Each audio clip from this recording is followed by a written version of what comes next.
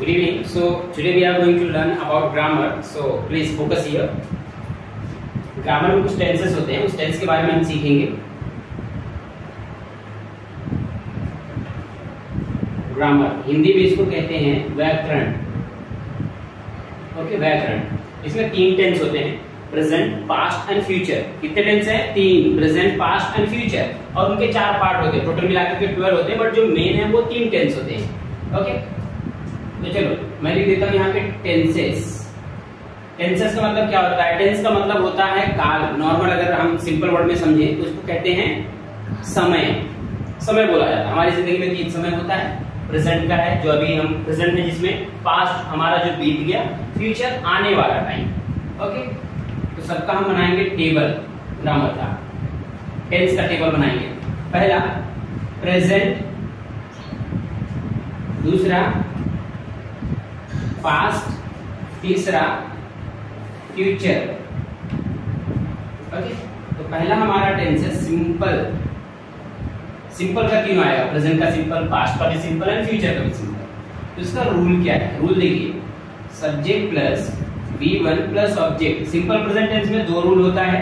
ये प्लूरल के लिए है.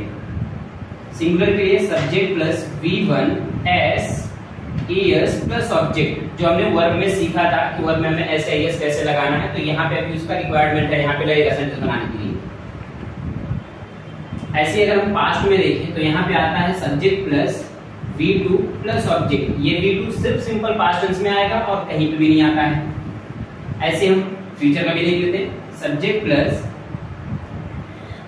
Will plus V1 plus object. इसमें शैल भी आता है, लेकिन शैल का बहुत रेयर यूज होता है आई और वी के साथ में, और कहीं ज्यादा देखने को मिलता नहीं. बट नॉर्मली कम्युनिकेशन में हम आई विल ही बोलते हैं. I will go, I will speak. So मैं खाली विल लिख रहा हूँ. शैल भी आता है इसमें आई और वी के साथ में. तो ये हमारा पहला हो गया. Second continuous. कंटिन्यूअस में subject plus is are am V1 ING plus object. Is are am, is are am, ये तीनों के तीनों हेल्पिंग वर्ब है. इसके साथ में सिंगुलर का इस्तेमाल करना है. आर के साथ में प्लूरल आएगा. एम के साथ में सिर्फ आई का इस्तेमाल होता है. उसके बाद हमें वर्ब का फर्स्ट फॉर्म लेना है, उसमें ING लगा देना है. Then object. पास्ट में सब्जेक्ट प्लस was V1, यहाँ पे भी ING आएगा. ऑब्जेक्ट कंटिन्यूअस मतलब ING, सब टेंस में ING ही आएगा. यहाँ पे जितने भी है ये सब में ING आएगा. प्रेजेंट में, पास्ट में, फ्यूचर में अगर वो कंटिन्यूअस है तो ING कंपल्सरी उसको. was सिंगुलर में आता है, where प्लूरल के लिए होता है. was में सब्जेक्ट कौन से आएंगे? was में सब्जेक्ट जो आते हैं I, यहाँ पे देखो I सिंगुलर के साथ में आ रहा है. I, he, she, it, और सारे सिंगुलर इसमें आते हैं. where के साथ में we, you, they, ये सारे आते हैं where के साथ में.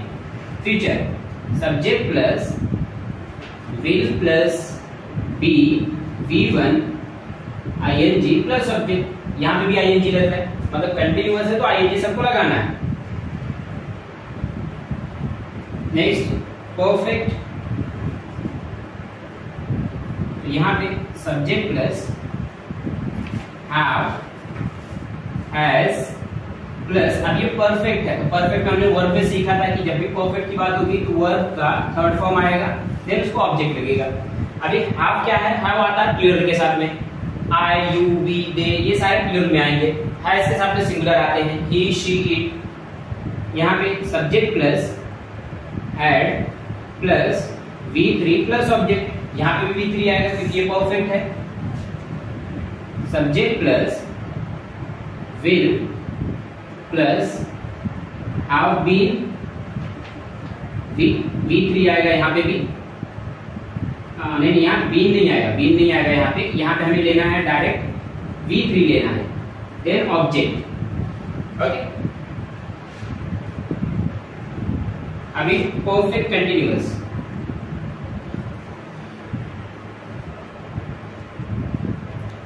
Perfect continuous subject plus have, has, यहाँ पे बीन लगेगा. V1 उसके बाद ING देन ऑब्जेक्ट. देखिए ये है परफेक्ट कंटिन्यूअस, मतलब परफेक्ट भी आना चाहिए उसमें और कंटिन्यूअस भी आना चाहिए, दोनों आना चाहिए। तो आधा पार्ट हमारा परफेक्ट का है, आधा पार्ट कंटिन्यूअस का है। ओके, ये हम यूज कब करेंगे? ये यूज तब किया जाता है जैसे कोई काम बहुत पहले शुरू हुआ था और वो काम अभी भी चल रहा है, उस काम को दिखाने के लिए हम परफेक्ट कंटिन्यूअस टेंस का इस्तेमाल करते हैं। ये पास्ट में भी आएगा, फ्यूचर में भी आता है इस तरीके से। तो यहाँ पे कुछ टाइम दिखाने के लिए हम सिंस और फॉर का इस्तेमाल करते हैं। सिंस हम तब इस्तेमाल करते हैं जब अपने को एग्जैक्ट टाइम पता हो, when we know the exact time at that moment we utilise since, and if we don't know the time that work, since how long that work is going on, तो उसके लिए हम क्या करेंगे? For का इस्तेमाल करेंगे। यहाँ पे subject plus had been V1 ing plus object, यहाँ पे भी सिंस एंड फॉर का इस्तेमाल होगा।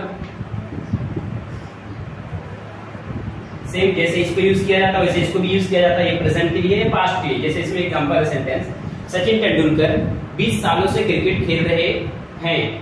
अभी नहीं खेल रहे, फिलहाल खेल रहे थे, तो अभी हम धोनी का एग्जांपल ले लेते हैं। धोनी 20 सालों से क्रिकेट खेल रहे हैं, वो अभी भी खेल रहे हैं। इसमें सचिन को ले सकते हैं। सचिन 1985 से समथिंग क्रिकेट खेल रहे थे, अभी वो नहीं खेल रहे, वो पहले खेल रहे थे 1985 या 82 को उन्होंने शुरू किए थे और कुछ टाइम तक वो खेले, कंटिन्यू खेलते रहे, 20 साल या 25 साल तक वो खेलते रहे। उस चीज को दिखाने के लिए हम इसमें यूज करेंगे। यहाँ पे subject plus will plus have been, वो जो हैव बीन हमने ऊपर यहाँ पे गलती से लिख दिए थे, यहाँ पे चाहिए वो V1 ing प्लस ऑब्जेक्ट।